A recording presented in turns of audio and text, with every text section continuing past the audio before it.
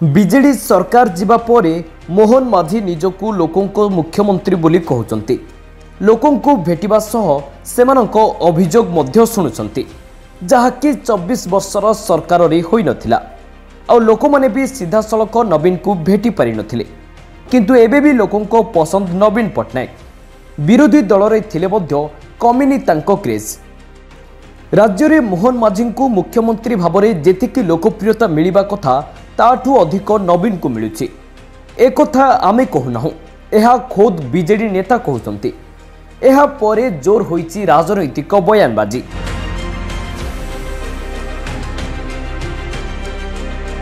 निर्वाचन परे किछि दिन नीरव थिले बीजेडी रो वरिष्ठ नेता एबे मुह खोली राज्य सरकार को उपरे बसुछंती।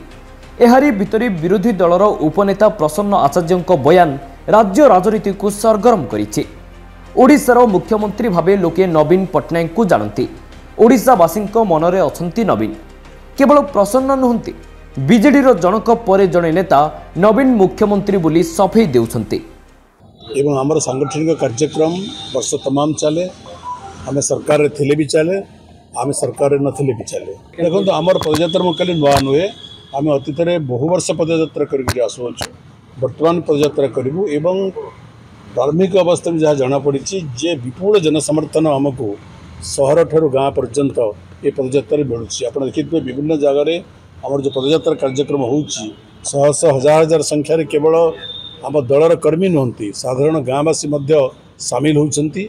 मुझे पदयात्रा 2 तारिख दिन मो गाँ लोक पचारि गोटे सभार ओडार मुख्यमंत्री किए सर अधारू अधिक लोग कहले नवीन पट्टनायक। मैं आश्चर्य तेणु एवं भी नवीन पट्टनायक लोकंर मनरे, लोकंर हृदय, लोकंर चिंतार और लोकंर चेतनार अछंती।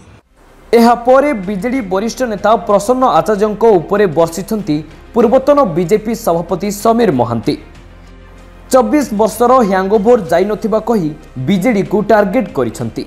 जदि नवीन बाबूଙ୍କ प्रति लोकप्रियता थिला ताहले से गत निर्वाचन में लड़ुथिबा कंटाबांजी निर्वाचन मंडली रे 16,000 भोट रे हारिले केमिति। आउ 24 वर्ष धरी लोकों को प्रतारित करिबा तथा प्रतिश्रुति पूर्ण न करिबा पराजयर कारण बोली प्रश्न करिसेंती समीर। हेले बीजेपी सरकार को 100 दिन पूरीथिबा बेले विभिन्न प्रसंग रे शासक और विरोधी नेतांक मध्यरे बयानबाजी तेजिछि। आउ एहा आगोकू जोरदार हेबो बोली कहा जाउछि। ब्यूरो रिपोर्ट दिनांक टीवी।